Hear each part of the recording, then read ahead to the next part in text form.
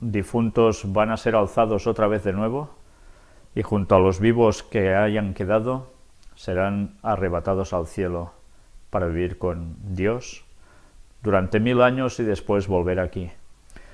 Y esta imagen quizás es una de las que más me llegó a impactar y de las que guardo más cariño y de las cuales siempre pienso, y ahora más que nunca, qué pronto veremos esto, pero no ya como una ilustración, sino como un hecho. Y mirad que precisamente al fondo de estas imágenes, de este dibujo, se ven como ciudades destruidas, todo arrasado.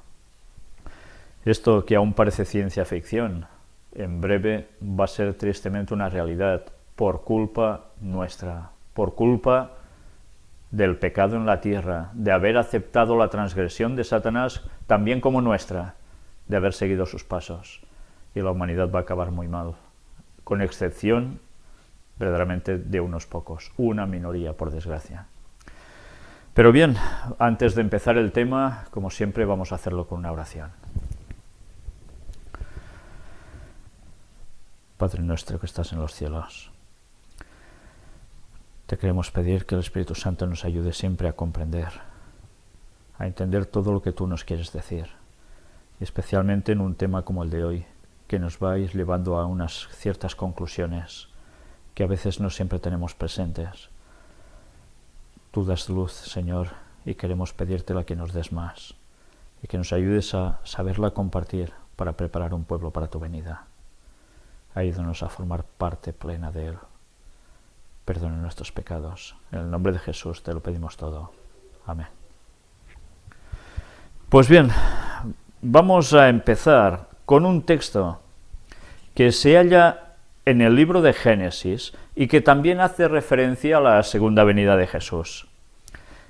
Y sabéis, se halla en el capítulo 1.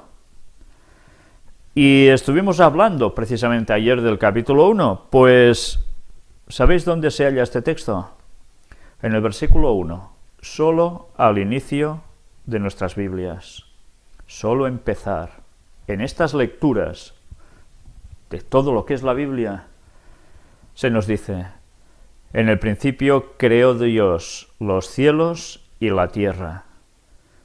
Y diréis, ¿y esto qué tiene que ver con la segunda venida de Jesús? Pues ya os dije que iríamos viendo qué tiene la creación que ver precisamente con la segunda venida de Jesús. Pero además hoy vamos a ver algo que está precisamente en este primer versículo.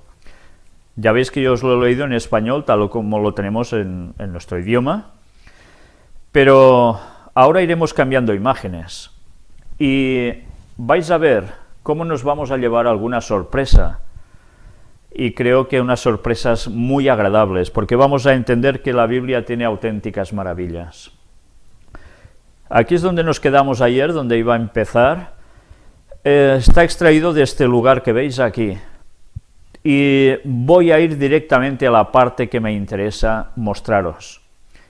Creo que tiene partes muy buenas este estudio, otras evidentemente están un poco quizá fuera de onda, pero me gustaría centrarme y poderos mostrar cómo se escribe en hebreo Génesis capítulo 1, versículo 1, cómo aparece en el hebreo.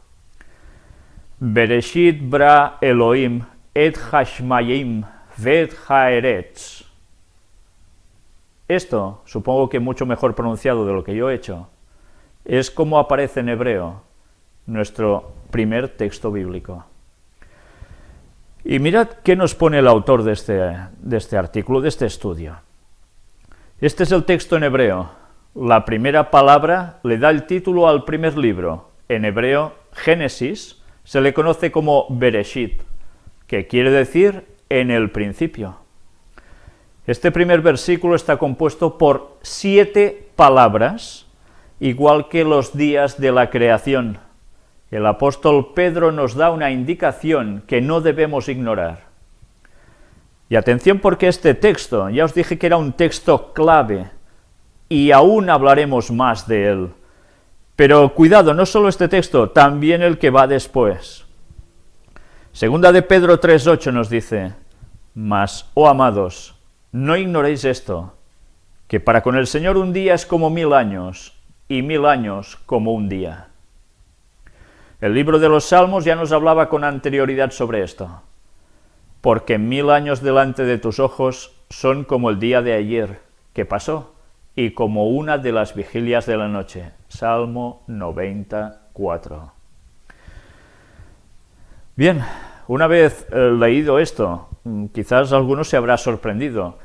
¿Será una casualidad que precisamente este primer versículo conste de 7 palabras en hebreo, al igual que los 7 días de la creación? Vamos a ir desglosando detalles interesantes al respecto, que nos harán pensar, y mucho. Pero ya veis, ¿por qué el autor pone también aquí estos 2 versículos, el de 2 de Pedro 3:8 y el Salmo 94?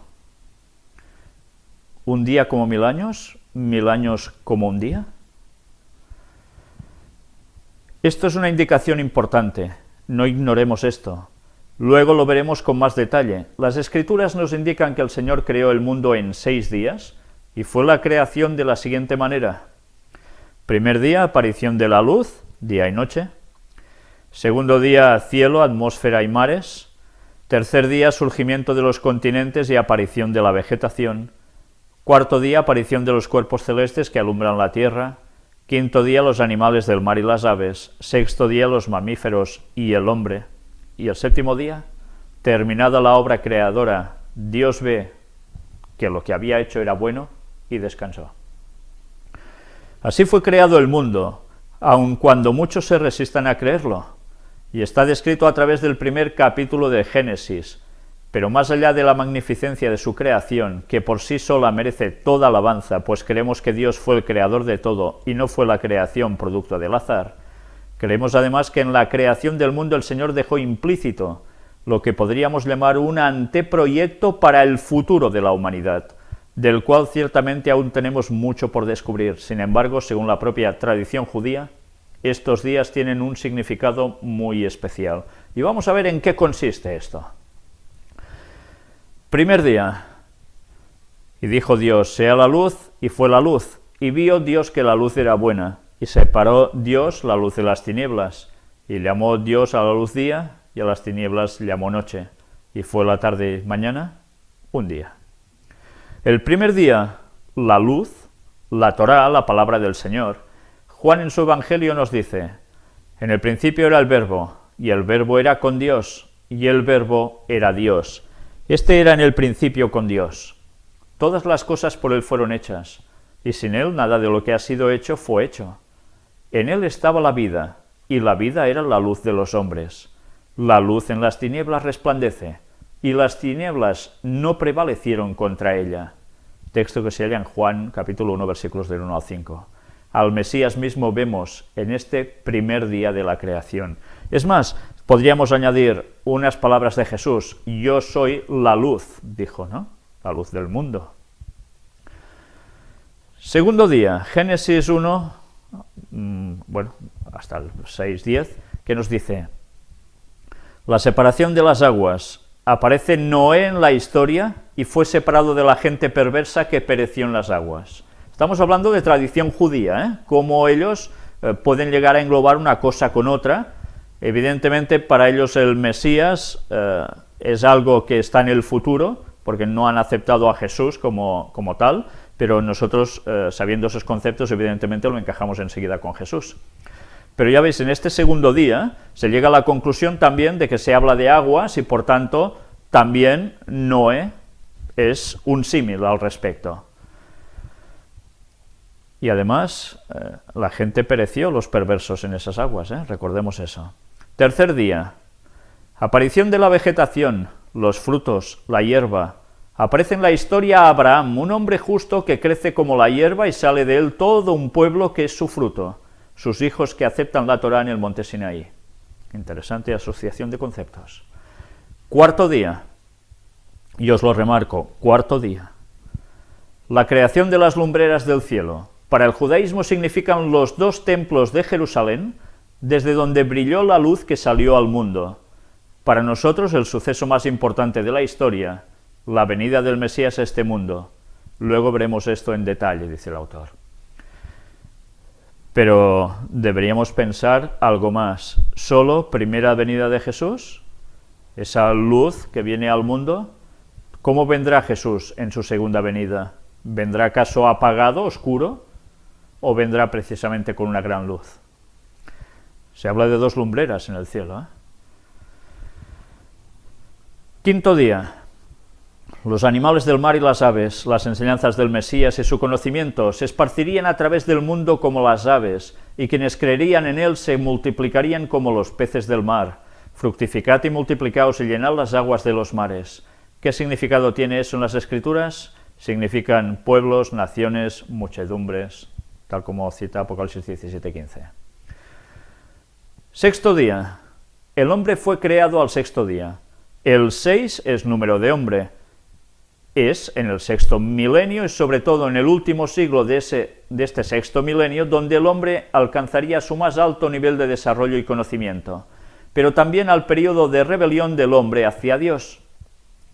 Vendrá una piedra pequeña que golpeará los pies de la estatua, que representa los imperios del hombre, y la derribará, y esa piedra pequeña, bueno, dice roca, también nuestras Biblias, se transformará en un gran monte que cubrirá toda la tierra. Es la imagen del Mesías, retornará, pondrá fin al gobierno humano y reinará por 1000 años. 7. El séptimo día. Terminada la obra creadora, Dios ve que lo que había hecho era bueno y descansó. El séptimo día corresponde al séptimo milenio, que es el gobierno del Mesías sobre la tierra. Atención a esto. Mirad, se nos está diciendo que es el séptimo milenio, que es el gobierno del Mesías sobre la tierra. Recordemos que precisamente cuando llegamos al año 6000, que es el momento del retorno de Cristo, y aún iremos viendo mucho más si hay gente que aún no se cree esto, y ese espacio que va del 6000 al 7000 es precisamente ese milenio que muchos esperan que el Mesías esté aquí en la tierra y gobierne todo el mundo entero. No va a ser así. Va a ser el milenio en el cual vamos a ser trasladados al cielo, mientras en la tierra todo queda arrasado y solo queda Satanás con sus ángeles. Después volveremos aquí, pero eso ya forma parte del inicio del otro milenio. Pero aún así, después de ver estas conclusiones, sigue diciéndonos: como lo mencionamos, el Señor trazó el plan redentor del hombre en la creación, 6000 años donde traerá todas las cosas a su final. En 6000 años concluirán todas las cosas, y al séptimo traerá descanso y justicia sobre la tierra, cuando el Mesías venga y reine por 1000 años. Como explicamos anteriormente, el primer versículo está compuesto por 7 palabras equivalentes a los días de la creación. Desde Adán hasta la venida del Mesías pasaron 4000 años siguiendo esta lógica.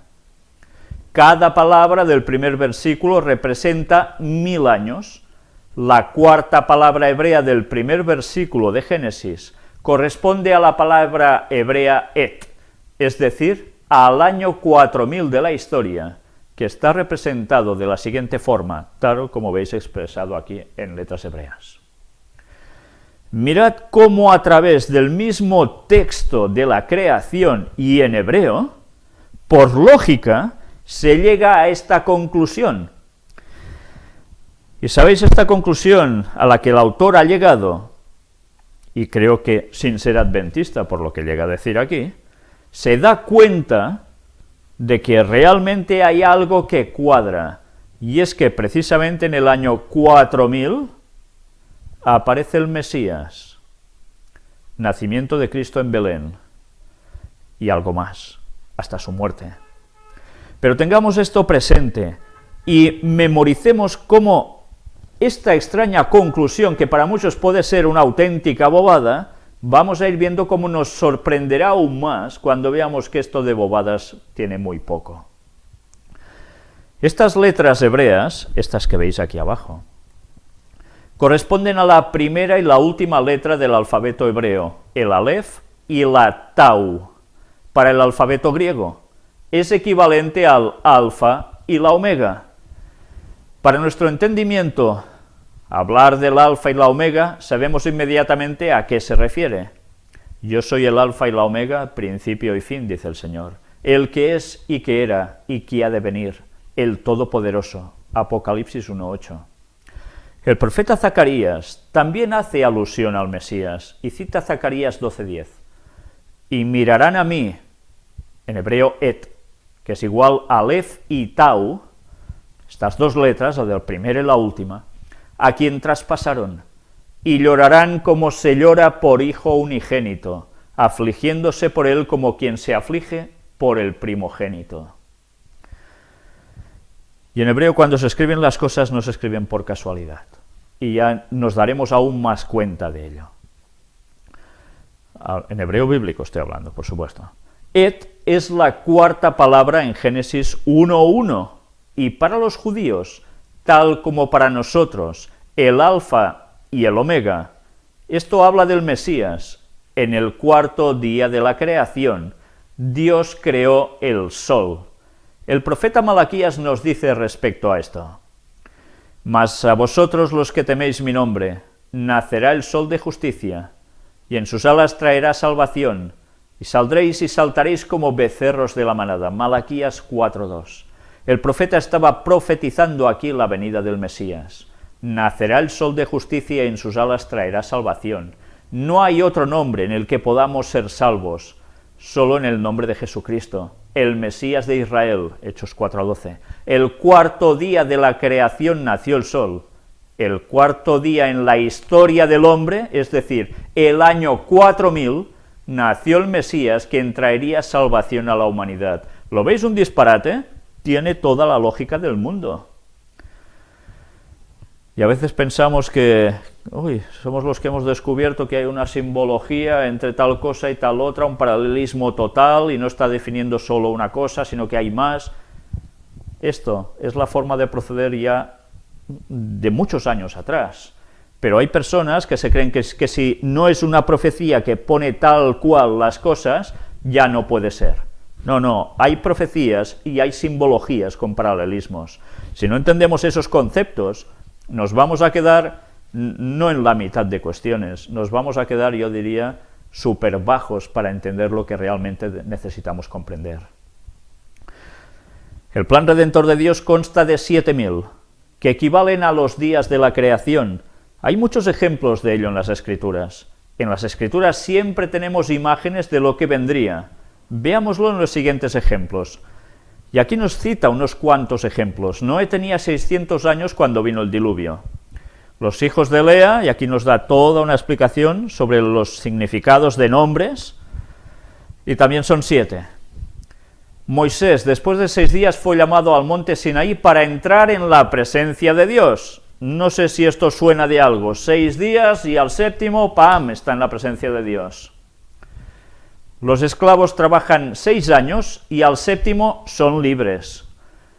El rey Joás, Atalía mató a toda la descendencia real. Joás fue ocultado en la casa del Señor por 6 años.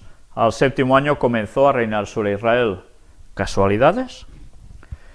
La transfiguración, después de 6 días el Señor se transfiguró delante de sus discípulos. Todo esto estuvimos mostrándolo también en los temas del tercer Elías. Ya veis cómo no es ningún invento nuestro. Otras personas se han dado cuenta de sobras de esto. La resurrección de Lázaro tuvo lugar después de 6 días. Curioso, ¿eh? 6 días y después, ¡pam!, resurrección. Las bodas de Caná, 7º día. El primer capítulo de Génesis se refiere a la creación, pero más que eso, es un anteproyecto del destino de la humanidad y de la venida de nuestro Mesías. Seguiremos analizando este primer libro de las Escrituras, etcétera, etcétera. Pues bien, ya vemos que la correlación entre una cosa y otra es sencillamente una evidencia total. Es que es obvio, porque sí, se ve, no hace falta ser un lumbreras. Esto no quiere decir que porque no lo hayamos sabido antes, esto es mentira, ni mucho menos.